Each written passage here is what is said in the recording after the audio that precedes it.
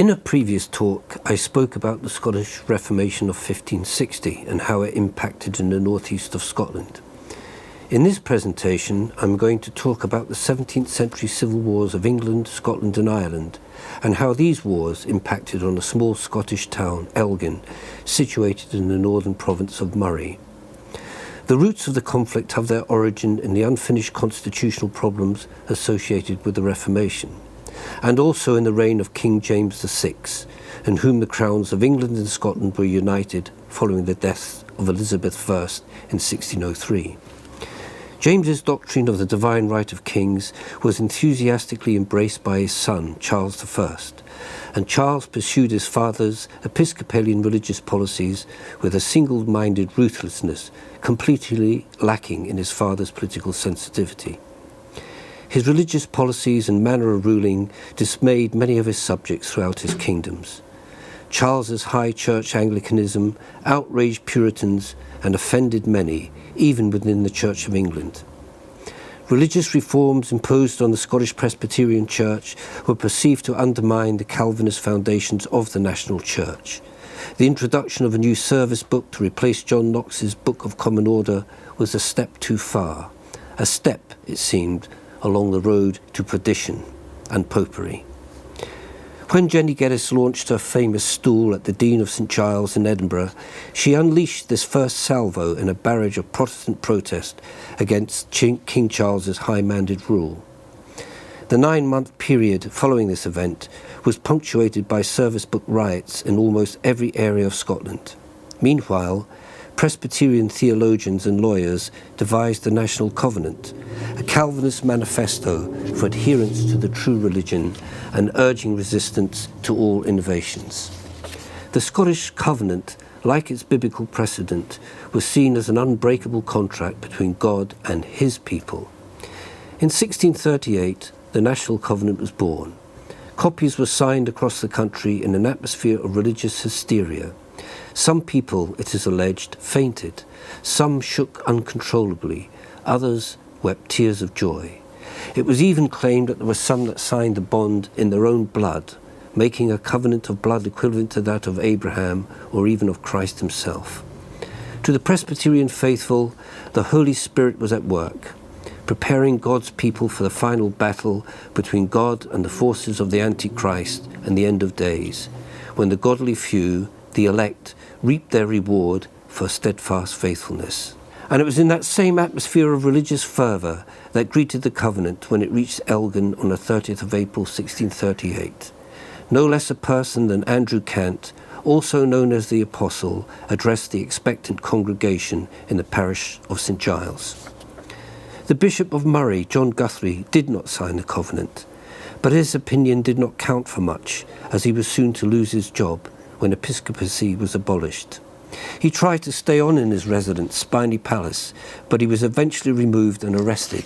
His offences, adherence to the King's prayer book, engaging in simony, and of dancing in his own castle hall. The eastern province of Moray, from the River Spey to the River Ness, followed the lead of Elgin in embracing the covenant. Commitment to the cause was stiffened by the Presbyterian zeal of leading local gentry, including the Brodies of Brodie and Lethen, John Grant of Ballindalloch, and Robert Innes of Innes. They were not alone either, as John Fraser, an Elgin citizen, undertook to be a drill master and to train up volunteers in their weapons.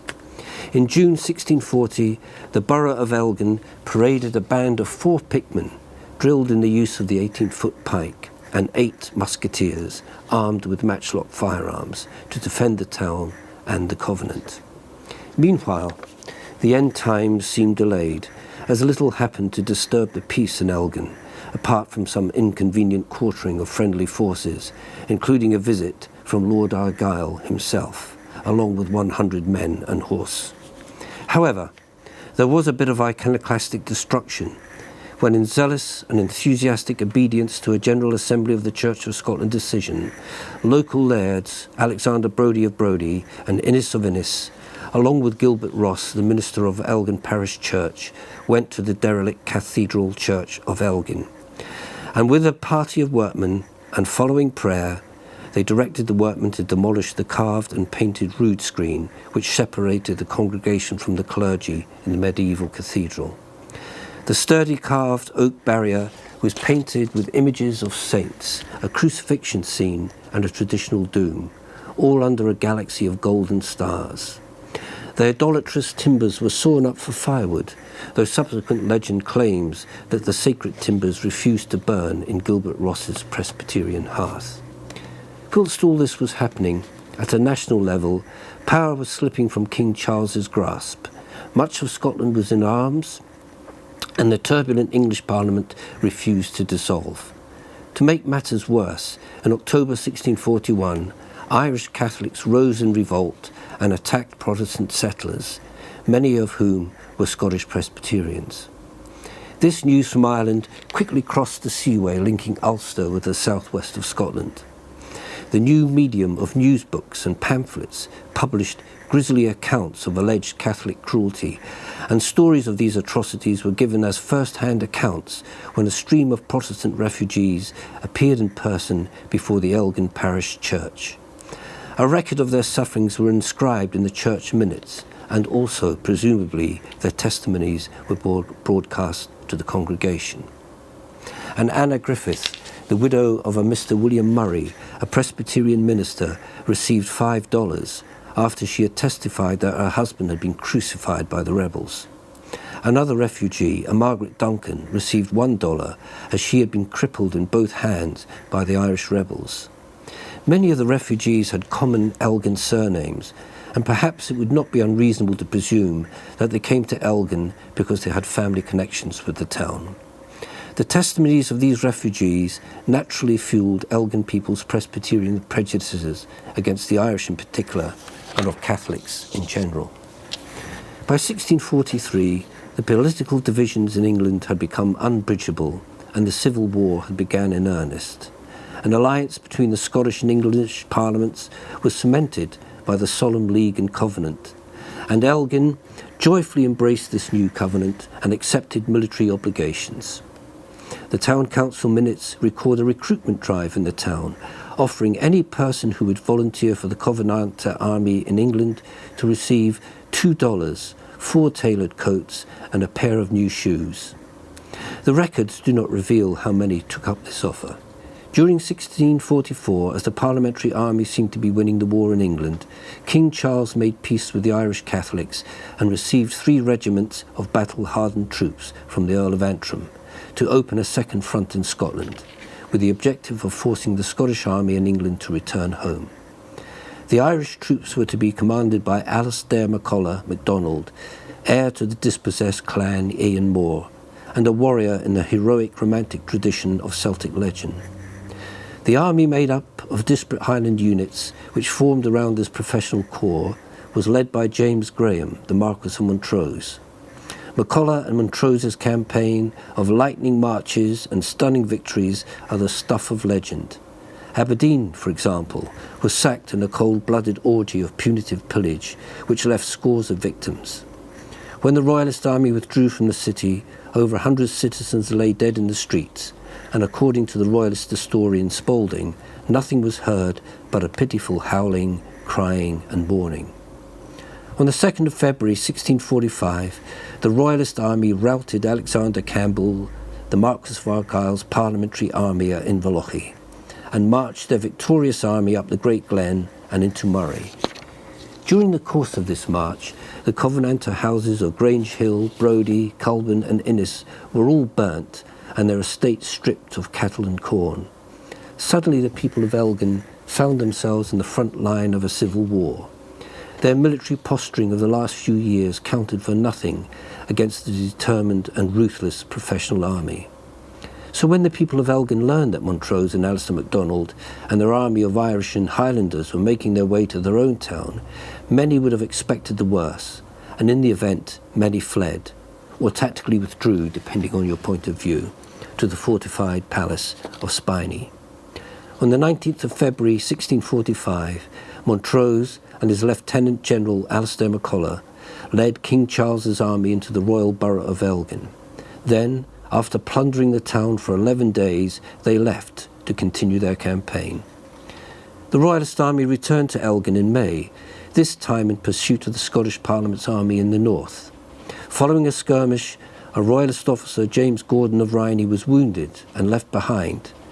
Elgin's Covenanters, garrisoned at Spiney Palace, received information of Rhynie's whereabouts, and 4 of them, with the captain of the town's militia, sought him out and killed him in his bed. The next day, 9th of May, at Aldern, the Royalist and Covenanter armies met in earnest. As ever, the Royalists were outnumbered. As ever, the Covenanters were confident of success. The Covenanter battle cry was, "Jesus and no quarter." As ever, Covenanter hubris was misplaced. The Covenanters were routed, and they received no quarter. But Parliament's forces could afford to lose battles and still win the war. The Royalists could not. Montrose and his army then returned to Elgin to regroup and to resupply. The borough is plundered for a second time. The houses of the killers of Rhynie are burnt. The killers themselves were untouchable as they hid behind the walls of Spiney Palace. After 3 days of occupation, Montrose was gone, heading south to further victories at Alford and Kilsyth, and inevitable defeat at Philip Hoch in the Borders. Meanwhile, the people of Elgin counted their losses and recorded them in a stupendous 30-foot-long paper roll known as the Elgin Depositions. This document itemizes the individual and communal losses and sufferings of the townsfolk. Over 200 households swore oaths as to their losses at the hands of the common enemy. The Elgin Depositions preserve a matchless image of the horrors of civil war, and incidentally the document also paints an intimate portrait of a typical small borough town in early modern Scotland. It is clear that Elgin was unable to resist the Royalist occupations, and astonishingly, given the popular reputation of Montrose's soldiers, Elgin, it would appear, suffered only 1 death, and Alexander Russell, a merchant, who was, as his depositions state, pitifully murdered by James Graham's army going to Spiney Palace in May 1645. The plundering of Elgin by James Graham's Royalist army was, it would seem, deliberate, disciplined and targeted. The soldiers were coolly focused in their plundering. They looted the houses connected with textiles and leather. They took horses and cattle. Over the course of these occupations, Elgin's monetary losses were recorded at 105,894 and 4 shillings Scots, an enormous sum by today's standards, and of course, the long-suffering people never received a penny back in compensation. However, committed Presbyterians were at least able to find solace in the belief that they had already been graced with a reward worth more than any monetary consideration. They had received what the Murray preacher James Fraser of Brea subsequently articulated as the love gift of suffering. But suffering was not enough. It was incumbent upon committed Presbyterians to preserve a record of their suffering for the edification of posterity. So accordingly, in witness of the town's steadfast faithfulness, an unnamed clerk gathered together all the loose papers of testimonies from the townsfolk, sworn before parliamentary commissioners, and pasted them together into a stupendous roll. The Elgin Depositions have provided a permanent record for posterity of communal sufferings. The Elgin Depositions epitomise the literate culture of Scottish Presbyterianism, a culture and a church based on the written word. This, of course, was a cultural commonality among Protestants, but particularly characteristic of Calvinism. The Presbyterian predilection for the written word gave rise to a craze for spiritual biography during the generation of the Covenants. In Murray itself, spiritual diaries were penned by Brodie of Brodie, James Fraser of Brea, and also Murray's last covenanting minister, James Allen. He wrote, "The best of God's people have recorded his works and ways of dealing with them, even as the Lord also has a book of remembrance, wherein is recorded any little thing that by his own free grace they do for him."